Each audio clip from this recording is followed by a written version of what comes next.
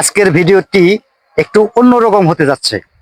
বর্তমান বিশ্বের সব থেকে শক্তিশালী এআই বা কৃত্রিম বুদ্ধিমত্তা হচ্ছে গুগল জেমিনি, যাকে গুগল জেমিনি বলা হয়। এটি মানুষের মতো বুদ্ধিমান, কিন্তু সত্যি কি তাই? আজ আমি জেমিনিকে একটি কঠিন চ্যালেঞ্জের মুখে ফেলবো। আমি এমন 5টি প্রশ্ন তৈরি করছি যা সাধারণ মানুষের বুদ্ধিমত্তার পরীক্ষা নিয়ে নেবে।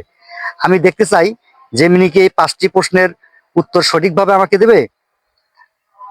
আর ভিডিওটি শেষ পর্যন্ত দেখবেন, কারণ আজকের শেষ প্রশ্নটি সবচেয়ে কঠিন।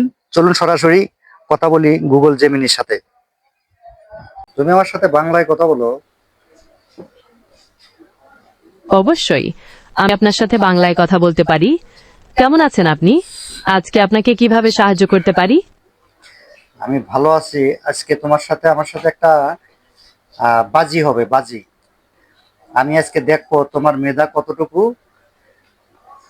সেটা পরীক্ষা করব। ঠিক আছে?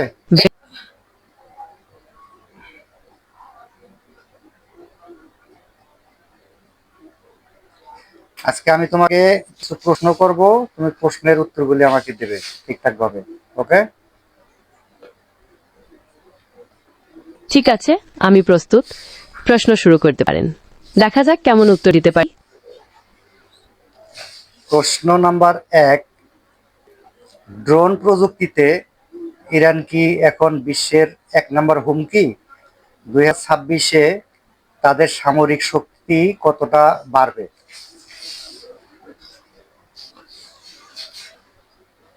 ড্রোন প্রযুক্তিতে ইরান যে উন্নত তাতে কোনো সন্দেহ নেই, তবে তারা কি বিশ্বে 1 নম্বর হুমকি সেটা নির্ভর করে আপনি কোন প্রেক্ষিতে দেখছেন।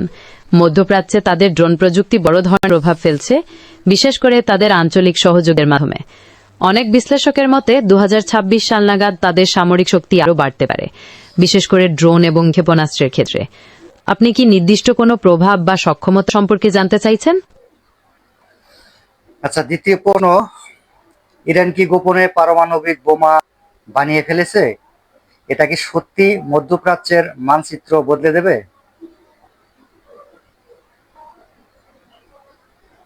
ইরান গোপনে পারমাণবিক বোমা বানিয়ে ফেলেছে কিনা সেটা নিশ্চিত করে বলা শক্ত। আন্তর্জাতিক আণবিক শক্তি সংস্থা নিয়মিত পর্যবেক্ষণ করে এবং তাদের রিপোর্টে পারমাণবিক বোমা বানানোর কোনো বিশ্বাসযোগ্য প্রমাণ পাওয়ার কথা বলা হয়। তবে ইরানের পারমাণবিক কর্মসূচির গতি প্রকৃতি নিয়ে অনেকের উদ্বেগ আছে। আর ইরানের পারমাণবিক বোমা তৈরির খবর যদি সত্যি হয়, তবে সেটা মধ্যপ্রাচ্যের রাজনৈতিক মানচিত্র বদলে দেবে, এতে কোনো সন্দেহ নেই। এটা আঞ্চলিক শক্তির ভারসাম্য নষ্ট করতে পারে এবং নতুন প্রতিযোগিতার সৃষ্টি করতে পারে। আপনি কি এই বিষয়ে আরো কিছু জানতে চান? 3 নম্বর প্রশ্ন, আগামী 10 বছরে ইরানে কি বড় কোনো বিপ্লব বা রাজনৈতিক পরিবর্তন আসতে পারে? তোমার ডাটা কি বলে?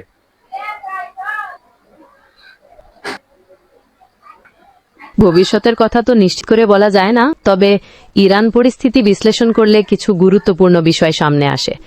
একদিকে যেমন আমরা দেখি চরম অর্থনৈতিক সংকট, রাজনৈতিক অসন্তোষ এবং সাধারণ মানুষের মধ্যে ক্ষোভ প্রায়শই বিক্ষোভের রূপ নেয়।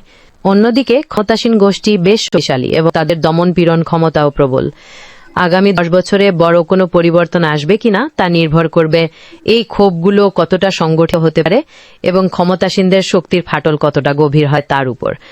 আপনার কি মনে হয় ইরানের জনগণ কি কোনো বিপ্লবের পথে যেতে পারে? সেটা আসলে উত্তর দেবে জনগণ। জনগণের কাছে সেটা প্রশ্ন থাকবে। আমি তোমার কাছে 4 নম্বর প্রশ্ন করতে চাই। সেটা হচ্ছে, এত নিষেধাজ্ঞার পরেও ইরান কিভাবে টিকে আছে? তারা কি ডলারের বদলে নতুন কোনো শক্তিশালী কারেন্সি আনবে? নিষেধাজ্ঞার মধ্যেও টিকে থাকার অন্যতম কারণ হল ইরান তাদের অভ্যন্তরীণ উৎপাদন এবং স্বয়ংভরতার ওপর জোর দিয়েছে। তাছাড়া কিছু দেশের সাথে ডলার এড়িয়ে ব্যবসা করা, বার্টার সিস্টেম, ক্রিপ্টোকারেন্সির ব্যবহার করা, এসবের মাধ্যমেও তারা কিছুটা সুযোগ পাচ্ছে। ডলারের বদলে নতুন কোনো শক্তিশালী কারেন্সি আর পরিকল্পনা তাদের থাকতে পারে, তবে সেটা কতটা কার্যকর হবে তা বলা শক্ত, কারণ ডলারের বিকল্প গড়ে তোলা সহজ ব্যাপার নয়। আপনি কি কোনো নির্দিষ্ট কারেন্সি বা অর্থনৈতিক জোটের কথা ভাবছেন? না, আমি 5 নম্বর প্রশ্ন করতে চাই যে বিশ্বযুদ্ধ, মধ্যপ্রাচ্যের বর্তমান উত্তেজনা কি ইরানকে কেন্দ্র করে তৃতীয় বিশ্বযুদ্ধের দিকে নিয়ে যাচ্ছে, শান্তির সম্ভাবনা কতটুকু?